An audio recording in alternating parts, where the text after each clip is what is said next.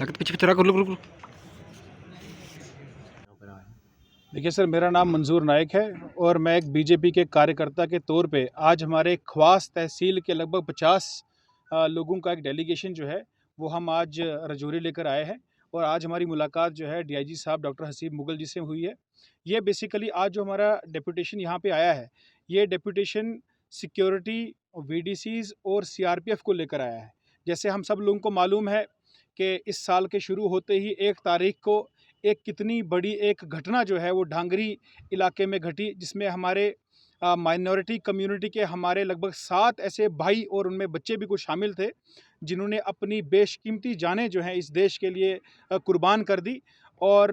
किस प्रकार से एक टेररिस्ट अटैक में हमारे लोगों को अपनी जानें गंवानी पड़ी हैं, उसी सिलसिला को लेकर, उसी मसले में आज हम तमाम लोगों को लेकर, खवास के लोगों को लेकर जो है डीआईजी साहब से मुलाकात की है। बेसिकली मामला ये है कि हमारा जो बुद्धल असम्बली सेगमेंट है, उसके जो खवास का एरिया है और बुद्धल का जो एरिया है, ये हमेशा से मिलिटेंसी के टारगेट पे रहा है। और हमने पास्ट में देखा है कि किस प्रकार से, चाहे वो माइनॉरिटी कम्युनिटी के हमारे भाई हों या मेजॉरिटी कम्युनिटी के भी कुछ ऐसे लोग हों जो काफ़ी ज़्यादा प्रोएक्टिवली जो है